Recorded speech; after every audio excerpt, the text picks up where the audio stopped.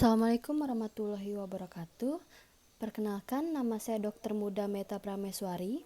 Di sini saya akan mempresentasikan mengenai hubungan MAMS terhadap terjadinya orkitis. Sebelumnya terima kasih kepada Dr. Gigi Nursiah Nasution, Magister Kesehatan atas waktu dan bimbingannya. Bab 1 pendahuluan. Jadi MAMS atau yang sering disebut dengan parotitis epidemika merupakan infeksi akut disebabkan virus kelompok paramyxovirus. Insiden meningkat usia 10-14 tahun dan komplikasi dapat berat meliputi orkitis, pankreatitis, meningoencephalitis. Orkitis atau inflamasi testikular adalah komplikasi umum laki-laki pasca pubertas.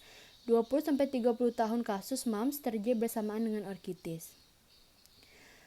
Untuk anatomi, jadi kelenjar saliva itu ada yang mayor dan minor. Untuk yang mayor yaitu kelenjar parotis, kelenjar submandibularis, serta kelenjar sublingualis. Untuk kelenjar parotis itu letaknya terbesar, terletak bilateral antara ramus mandibularis dan juga processus mastoideus. Bagiannya meluas di belakang lengkung zigomatik. MAMS itu sendiri adalah penyakit infeksi akut dan menular yang disebabkan virus. Virus yang menyerang kelenjar ini yaitu air liur di mulut, terutama kelenjar parotis. Penyebabnya yaitu virus MAMS mempunyai rantai RNA, rantai tunggal, genus Rubulavirus, subfamili Paramyxovirinae, dan juga famili Paramyxoviridae. Virus masuk melalui hidung atau mulut, menyebar melalui kontak langsung dengan percikan ludah, bahan muntah, dan juga urin. Epidemiologi tahun 1993 ada 1692 kasus di Amerika Serikat. Tahun 1994 sampai 1998 ada 61 kasus di Rumah Sakit Dr. Cipto Mangunkusumo Jakarta.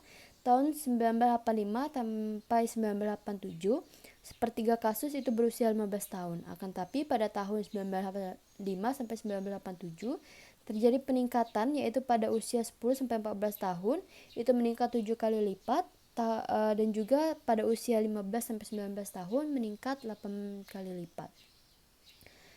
Terdapat klasifikasi parotitis akut dan juga parotitis kambuhan. Untuk patofisiologinya, virus masuk hidung atau mulut membelah dalam sel saluran pernafasan sehingga virus akan bereplikasi secara lokal. Kemudian terjadi diseminasi viremik.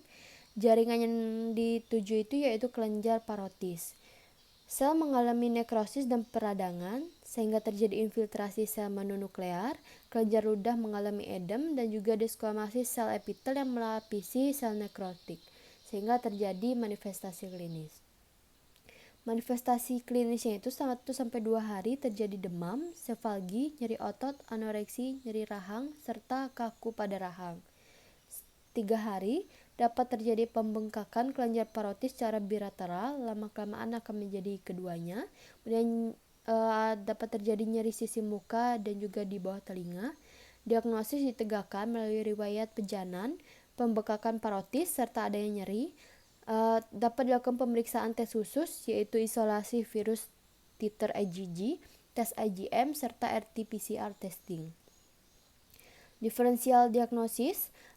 Jadi MAMS ini disebabkan oleh virus, akan tetapi tidak selalu oleh virus MAMS. Dapat juga disebabkan oleh Epstein-Barr virus, human herpes virus B6 atau penyebab roseola, cytomegalovirus, parainfluenza virus tipe 1 dan 3, influenza A virus, coxsacievirus, dan juga enterovirus, lymphotic choriomeningitis virus, human immunodeficiency virus, serta Staphylococcus aureus. Tata laksana, karena MAMS ini bersifat self-limited, maka dapat sembuh sendiri kurang dalam 1 minggu. Akan tapi dapat diberikan suportif berupa analgesik, antipiretik, kompres hangat, cairan intravena dextrose, dan juga tirah baring. Untuk profilaksis secara pasif itu tidak efektif, akan tetapi profilaksis aktif berupa vaksin parotitis hidup dengan yang dilemahkan itu dapat memicu proteksi sekitar 97%. Komplikasi dapat menyebabkan meningoencephalitis, orkitis, epididimitis, oovoritis, ketulian, nefritis, pankreatitis, miokarditis, komplikasi okuler. Prognosisnya, keseluruhan MAMS itu dapat sembuh tanpa komplikasi dan juga sangat baik. Kemudian masuk ke orkitis, jadi di sini anatominya berupa testis. Testis berada di skrotum, dikelilingi kapsula fibrosa disebut tunika albuginea. Permukaan dalam kapsula seperti septa fibrosa itu membagi lobulus-lobulus testis. Terdapat 1-3 tubuli seminiferi berkelok-kelok dan bermuara ke retestis, ductuli efferens dan juga epididymis.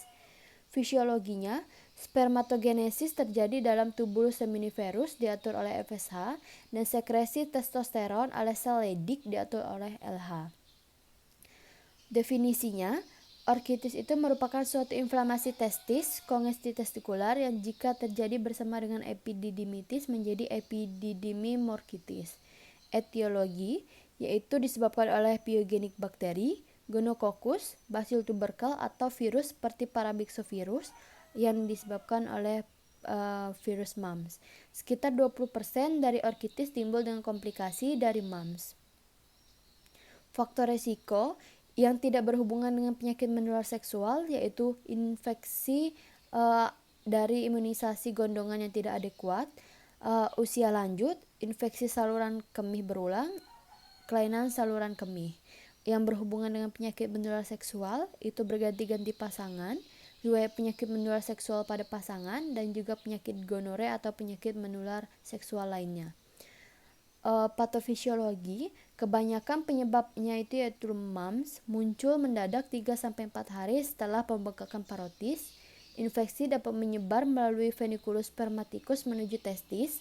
Terjadi kerusakan tubulus seminiferus merusak sel Leydig sehingga terjadi hipogonadisme akibat infeksi testosteron.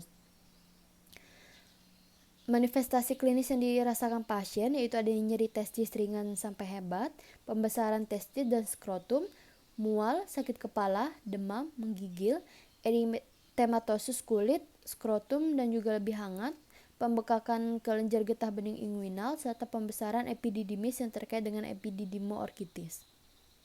Komplikasi dapat terjadi atrofi testis, abses pada kandung testis, infertilitas, hidrokokel atau piokokel. Karena yang banyak disebabkan yaitu virus, maka tata laksananya ini dapat sembuh sendiri ataupun dapat diberi simptomatis berupa analgetik antipiretik. Akan tapi bila disebabkan oleh bakteri dapat diberikan antibiotik 7-14 hari yaitu dengan ciprofloxacin, ofloxacin, azitromisin atau trimetoprim sulfamethoxazole. Anjurannya, pasien dianjurkan istirahat, hindari pemakaian celana dalam ketat, hindari aktivitas berlebih. Prognosisnya, sebagian kasus orkitis itu sembuh dan menghilang spontan dalam 3-10 hari. Hubungan mumps dengan orkitis yaitu apabila virus ini merupakan virus dari genus Paramyxovirus dan menular melalui droplet, kontak langsung, air liur dan urin, itu ditandai dengan infeksi yaitu gejala prodromal 3-4 hari, peradangan kelenjar parotis 48 jam berlangsung 7-10 hari, 1 minggu setelah pembengkakan itu biasanya pasien sudah tidak menular. Akan tapi pada kasus parotitis itu dapat terjadi komplikasi misalnya epididimoorkitis, meningitis, pankreatitis, orkitis, yaitu yang tersering. Virus masuk melalui mulut menuju ductus tensel kelenjar parotis dan akan bermultifikasi, kemudian terjadi viremi umum. Lokasi yang dituju yaitu yang tersering adalah testis sehingga terjadi orkitis, di mana reaksi inflamasi testis akibat infeksi virus mumps yang ditandai dengan pembengkakan testis disertai rasa nyeri. Orkitis ini sendiri dapat menyebabkan komplikasi berupa subfertilitas dan insiden tertinggi yaitu pada mumps epididimica yaitu 15-29 tahun. Untuk kesimpulan, jadi mumps adalah penyakit infeksi akut dan menular yang disebabkan virus yang menyerang kelenjar air liur mulut, terutama kelenjar parotis. Komplikasi serius infeksi mumps adalah ensefalitis, meningitis, orkitis, pankreatitis. Orkitis adalah reaksi inflamasi testis akibat infeksi virus mumps yang ditandai dengan pembengkakan testis disertai nyeri. Insidennya itu pada orkitis yang belum pubertas 14%, yang sudah pubertas yaitu 30-38%. Apabila tidak ditata laksana dengan baik, maka dapat terjadi subfertilitas. Akan tetapi pada umumnya tidak ada tata laksana dibutuhkan pada orkitis yang disebabkan oleh mumps karena infeksi virus dapat sembuh sendiri atau self-limited. Baiklah, terima kasih. Wassalamualaikum warahmatullahi wabarakatuh.